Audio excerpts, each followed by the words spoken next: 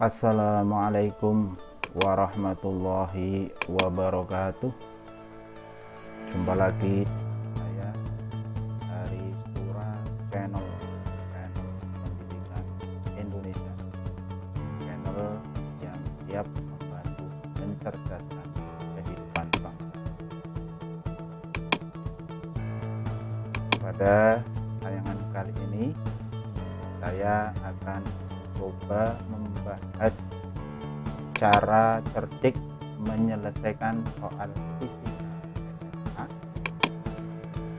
Yang satu itu materi tentang besaran.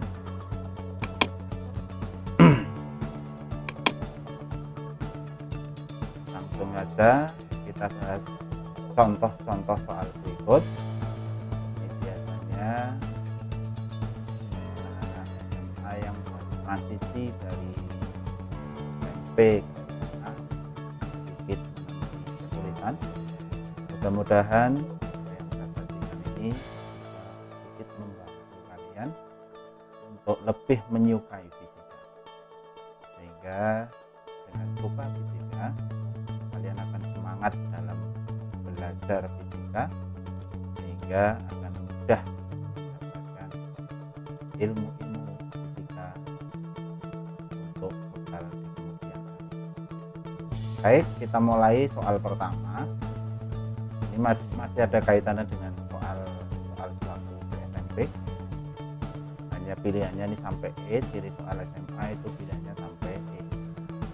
Di antara kelompok besaran berikut yang termasuk kelompok besaran pokok dalam sistem internasional adalah pilihannya ini banyak sekali. Yang A, suhu, volume, massa jenis, B, kuat arus, panjang waktu, dan massa jenis, dan seterusnya sampai. Kalau kalian bekalnya menghafalkan tanpa mempunyai strategi secara cerdik belajar, itu akan kesulitan menyelesaikan soal seperti ini. Ataupun kalau sudah hafal, biasanya dalam waktu singkat itu akan mudah hilang.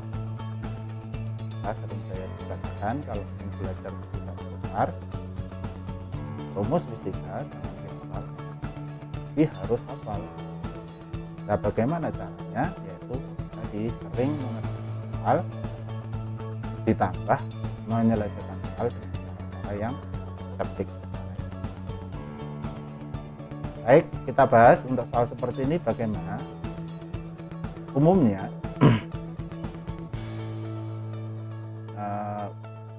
anak kesulitan dalam menghafalkan 7 besaran pokok. Nah, saya beri cara cerdik menghafal 7 besaran pokok. Itu dapat disingkat dengan kata mas kaji suap.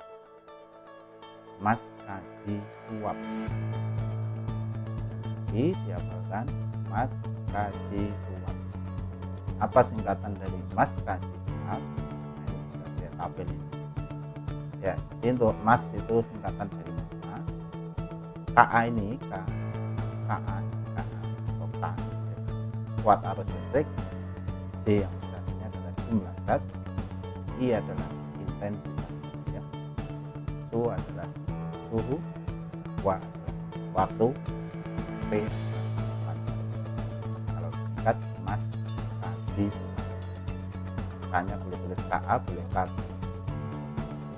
Mas kaji. Oke, kesimpulannya apa? Di luar mas kaji suap ini tentu semuanya adalah besaran turunan. Jadi kalau kalian sudah hafal dengan mas kaji suap ini, tentu menyelesaikan soal yang tadi tidak. Coba kembali ke soal tadi.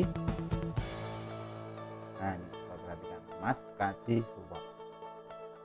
Nah, di hafalan tadi cara cerdas, cara cerdik kita, vo itu nggak ada, berarti volume satu. Nah, ini massa jenis juga nggak ada, berarti yang B salah. Yang C panjang iya, lu nggak ada ya, mas kaji suap lu kan ada. Nah, jawabannya berarti ini yang D, U, jadi kuat arus, intensitas suhu dan waktu. Iya, kalau yang E yang salah kecepatan salah, percepatan salah. Oke, satu soal sudah dapat jalan. Selesaikan dengan cara cerdik, yaitu dengan menyingkat pesanan pokok, kelompok dan pokok menjadi masing-masing kuat. Lain 7 pesanan pokok itu tentunya adalah untuk pesanan turun. Oke, soal selesai. Jawabannya adalah yang B. Lanjut ke soal nomor 2. Lintasan suatu benda yang bergerak dinyatakan dengan persamaan Y sama dengan A plus BT plus CT kuadrat dengan Y dalam meter dan T dalam sekon. A, B, C adalah konstanta. Dimensi satuan C adalah nah, sebelum kita bahas masalah soal yang seperti ini, saya ingatkan kembali kaitannya dengan dimensi. Perlu diingat bahwa dimensi itu sebenarnya adalah huruf pertama dari besaran fisika dalam bahasa massa, Inggris satuannya mass, S, sehingga lambang dimensi dari massa nanti adalah M. Waktu dalam bahasa Inggris adalah time, sehingga waktu nanti lambang dimensinya adalah huruf T besar, time. Panjang itu long, maka panjang nanti lambang dimensinya adalah L. Tiga satuan itu yang sering keluar di ujian dari besaran pokok dan lambang dimensinya. Nah, bagaimana soal ini dibahas? Nah, boleh kita bahas sebentar.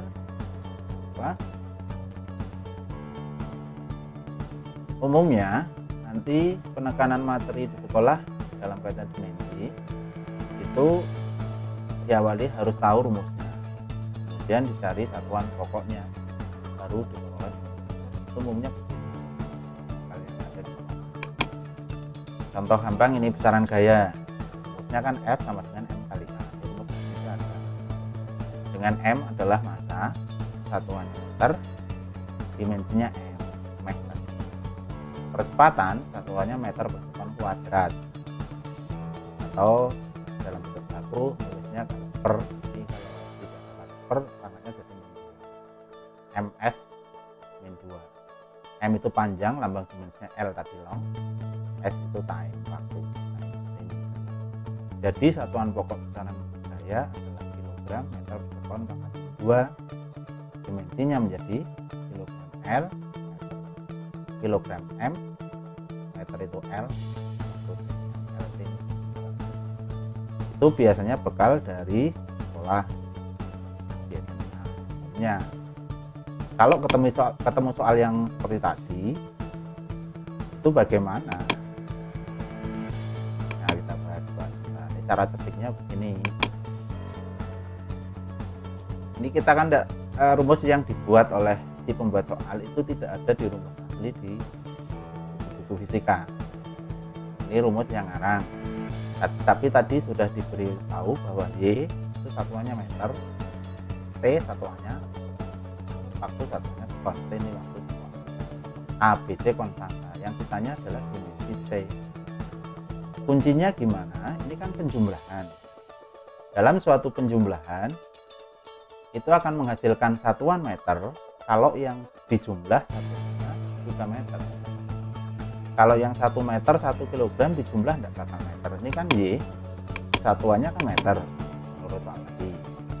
Maka sesuai hukum matematika, biar hasilnya meter, yang A satuannya harus oke. Yang B satuannya juga harus BT, ini satuannya harus meter. Yang CT ini satuannya juga harus. Sehingga ini kalau dijumlah satuannya kan, itu cara cerdiknya begitu. Jadi kalau kita mau nyari dimensi C, maka kita tulis begini, CT kuadrat sama dengan meter, sesuai ini. T satuan sekon, maka C sekon kuadrat sama dengan meter. Satuan C berarti meter, ini kan di per, meter per sekon kuadrat, atau kalau secara matematik dinaikkan sekon kuadrat. sehingga lambang dimensinya adalah M kali T pangkat min 2. Nah, jawabannya B, coba dicek. Nah, ini kita cetiknya satuannya meter, semua ini juga satuannya. Nanti ada soal yang sejenis lain, kadang ini satuannya pakai joule energi. Berarti kalau ini joule, ini joule, ini joule, ini joule. Tinggal yang ditanya. Silakan nanti dicari soal-soalnya yang sejenis. Kalau kesulitan nanti bisa tanya teman, atau kalau ketemu saya boleh kita cari bagaimana cara tertib menyelesaikan soal seperti itu. Lanjut ke soal nomor 3. Sudah ke arah soal angka penting. Hasil pengukuran panjang dan lebar suatu lantai adalah panjangnya 13,23 dan lebarnya 4,3. Menurut aturan angka penting, luas lantai tersebut berapa? Jelas angkanya begitu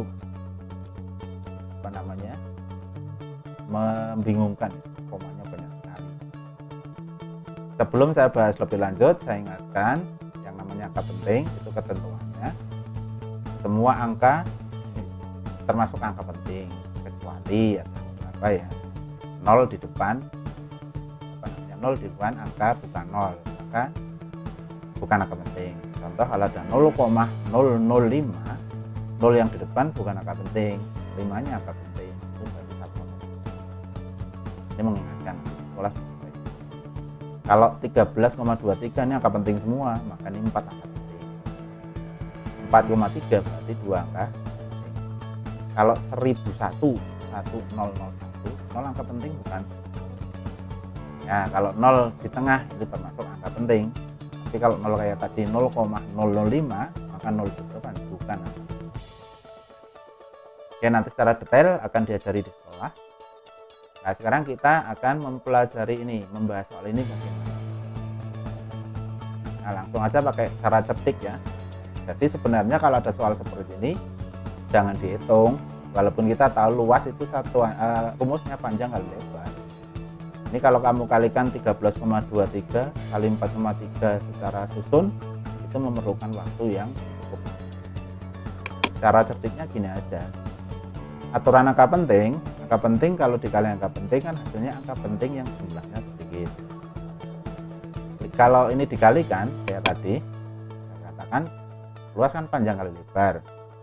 Panjangnya 4 angka penting, lebarnya 2 angka penting. Berarti kalau dikalikan hasilnya harus 2 angka penting. Dari pilihan ini yang 2 angka penting cuma D dan E. Jadi kemungkinan jawaban kalau tidak E, D ya E. Itu cara cetiknya begitu. Tidak mungkin jawabannya A, B maupun C. Nah, sekarang milih D apa E? Nah, sebenarnya gini kuncinya. Kalau angka yang tadi kamu kalikan ini sungguh-sungguhan, ini dikalikan sungguhan, pasti jawabannya yang paling panjang. Ini kan 5 angka penting, tidak sesuai aturan. Kalau dikalikan sebenarnya. Nah, tinggal yang paling panjang ini kamu bulatkan menjadi 2 angka penting. Karena di angka ketiga, angka penting ketiga ini 8, maka menurut aturan pembulatan ini harus naik ke atas. Sehingga jawabannya harus tidak 56, tapi ini naik 1 menjadi 50. Itu jawabannya terus E, alias pembulatan. Mulai 5 ini sudah pembulatan ke atas, tapi kalau ini 4 berarti hilang. Sekali lagi, kalau ada soal seperti ini tidak usah dihitung. Kalau dihitung terlalu lama dan kadang salah.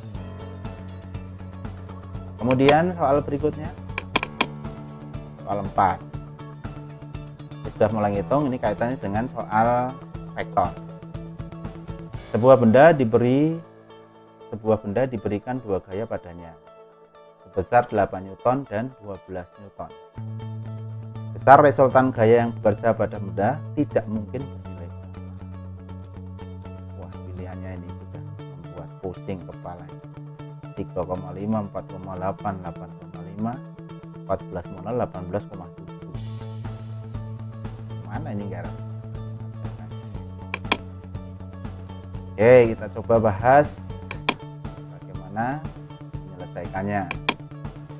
Nah, ini kelemahannya anak, umumnya anak terfokus pada rumus resultan gaya yang agak susah ini.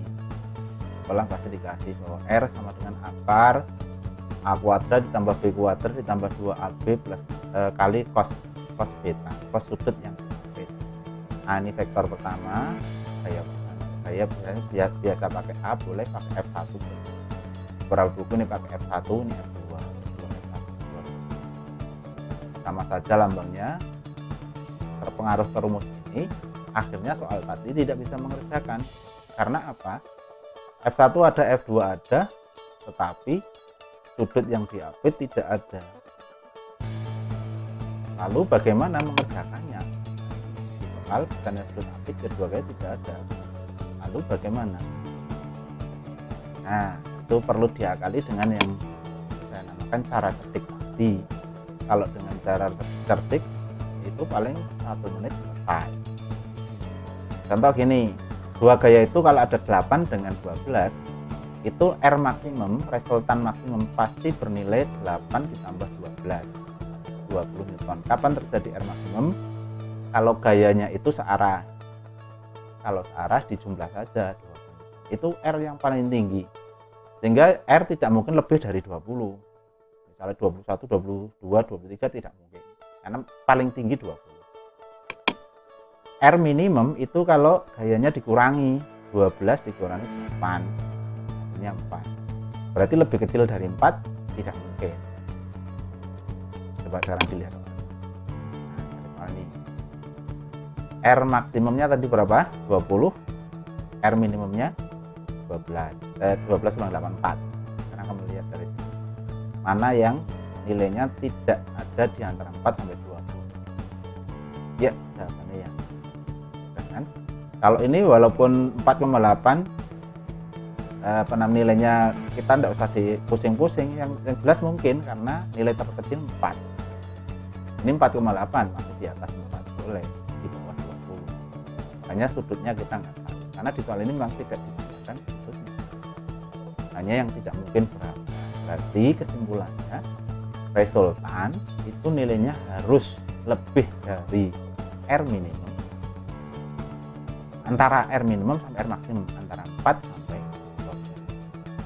4 masih bisa, berarti ini antara di antara angka 4 sampai 20. Di luar itu tidak. Oke, sekali lagi saya ingatkan tadi cara cerdiknya, R maksimum 20, R minimum 4, maka nilai R harus antara 4 sampai 20, di antara 4 sampai 4, dan itu masuk ya, karena itu masuk R maksimum dan R minimum, sehingga jawabannya yang tidak mungkin adalah mana. Oke, lanjut soal kelima. Sebuah benda diberikan dua gaya padanya juga tadi, tapi ini pertanyaannya beda. 8 Newton dan 6 Newton arahnya berlawanan. Kita membayangkan ada benda diberi dua gaya, misalnya satu ke kanan 8 Newton, satu ke kiri 6 Newton. Besar selisih kedua gaya bernilai berapa? Ini soal ini sering diujikan ke anak SMA, mayoritas anak SMA menggarap ini sama. Padahal soalnya sangat sederhana, tapi karena kemungkinan kurang teliti atau bagaimana, akhirnya salah dalam mengerjakan, maka harus pakai cara cerdik biar soal seperti ini tidak salah. Oke, kita bahas penyelesaiannya. Nah, saya katakan lagi, umumnya anak terfokus pada rumus selisih, karena pertanyaannya selisih. Berarti selisihnya ya tinggal dikurangi 8 dikurangi 6 sama dengan 2 Newton. Jawabannya A dan salah. Kebanyakan jawabnya 2. Tinggal dikurangi 8 dikurangi 6. Kok bisa salah? Bagaimana ini? Ingat bahwa yang namanya vektor itu kalau arahnya berlawanan, satunya harus, kalau satunya positif, satunya harus negatif. Itu cara cerdiknya begitu. Sehingga menguranginya, rumusnya sama dikurangi, tapi yang ini tadi, kalau 8 dianggap positif, misalnya yang ke kanan positif, maka yang ke kiri berlawanan harus negatif. negatif yang ini adalah dari selisih tadi, sehingga ketemunya 8 dikurangi 6 harus 14. Itu tadi, kalau tidak cerdik-cerdik melihat soal tersebut, kalian jawabnya 2 dan jawabannya E ya. Nah, ini yang 14 Newton. Tanda minus menunjukkan arah berlawanan yang sering terlupakan oleh siswa. Oke, untuk part 1 bagian 1 pertemuan kali ini cukup itu saja dulu, 5 soal. Mudah-mudahan sedikit memberi gambaran pada kalian bahwa sebenarnya fisika SMA tidak begitu susah selama kalian mau berusaha. Kata kunci sekali lagi jangan dihafalkan ya, tapi rumus banyak-banyak dipakai sehingga hafal dengan sendirinya. Dan lebih penting lagi, kalau bisa setelah tahu cara memakai rumus, carilah cara-cara cerdik sehingga lebih cepat dalam menyelesaikan soal-soal fisika. Apalagi kalian yang sudah kelas 12 kan ingin masuk ke perguruan tinggi, ada seleksi bersama SBMPTN yang pakai tes, itu waktunya sangat singkat, satu soal tidak sampai 2 menit. Kalau kalian pakai cara tradisional, jelas untuk tembus akan sangat. Maka cara-cara cerdik seperti ini sangat dibutuhkan sehingga kalian akan cepat dalam menyelesaikan soal. Dan